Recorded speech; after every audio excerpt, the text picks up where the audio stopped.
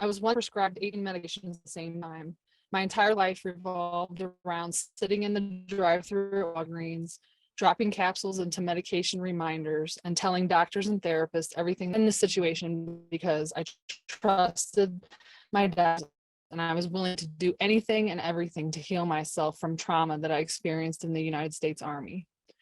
I deployed to Baghdad at the very beginning of the war. The desert was a very harsh place to live.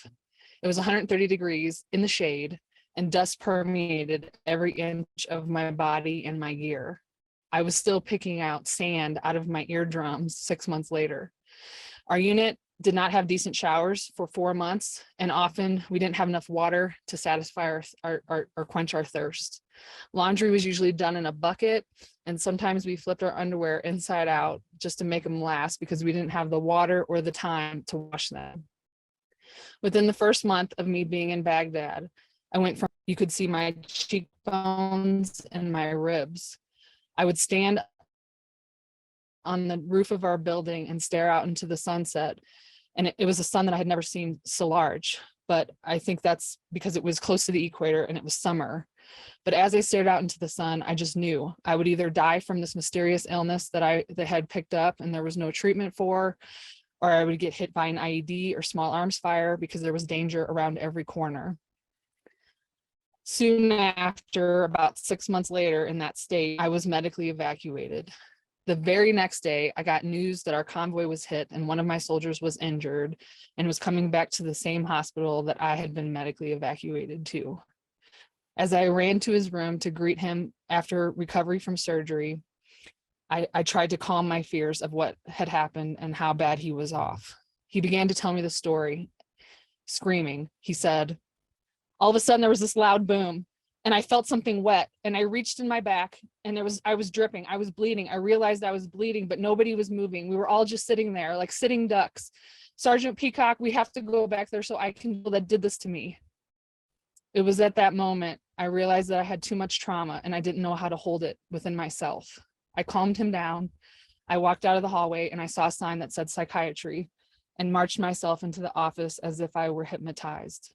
To this day, I think that was the worst decision I ever made. I was immediately diagnosed with post-traumatic stress and I was medicated with cocktails of antidepressants, antipsychotics, anti-anxiety, and sleep medications. When I would complain that the medications were making me feel worse, more new drugs were added, or old drugs were cold turkey. I was cold turkeyed off the older drugs. Over time, I kept feeling worse. I was going to all the therapists, retreats, social workers, programs, doctors. I listened to everything they told me to do. I took my medication exactly as prescribed. Written in my medical records were things like chronic and severe mental illness, chronic and persistent post-traumatic stress, not likely to improve. The fact that I was trying everything and I wasn't getting better led to the belief that I was really broken beyond repair. Because if these meds were working for everybody else, why weren't they working for me? I really must be broken.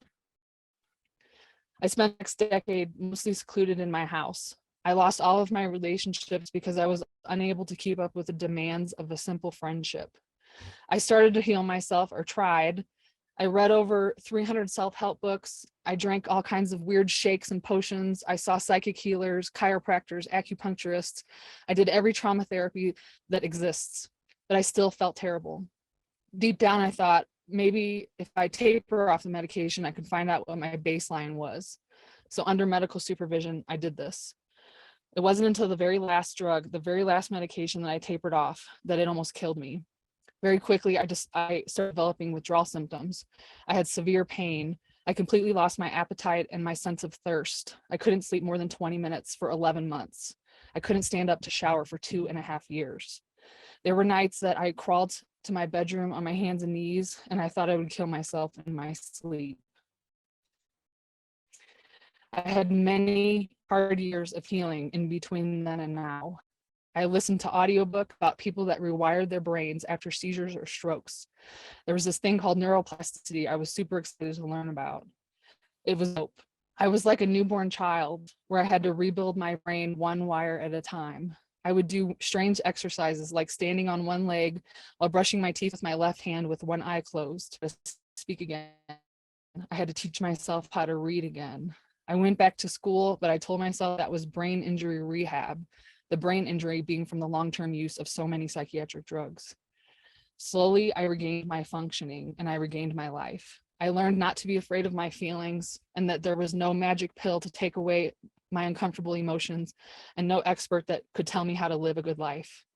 When I was about 50% better, I sold 90% of my belongings and bought a camper van to take my healing journey on the road. Last 3 years, I have traveled 65,000 miles. I visited 23 states and 18 national parks. This was the best decision I ever made. I was also able to graduate with a master's in social work with a 4.0 GPA. In a way, all of these things helped me take my power back from a system that I felt that harmed me. I had to take 100% responsibility for my own healing and health, but it had to be on my terms. Now I enjoy the simple pleasures of when the colors change or when the wildflowers bloom or when my nieces laugh. I now walk barefoot in the grass and it brings tears to my eyes as there were literally years that I was unable to leave the threshold of my apartment door. I also like the anonymity of traveling alone. When I arrive in a new city or a national park, no one knows my history, my diagnoses, the medications I was on. No one knows the struggle it took me to get here in this place in the first place. No one is asking me if I'm depressed or anxious, and I no longer sit in cold waiting rooms filling out forms about all of my symptoms. I am free to be me, the messiness, the darkness, and the laughter. I have also visited many of the soldiers that I served with, and that has helped me more than any therapy or medication ever has. And I know that every ounce of health that I have regained was because of me.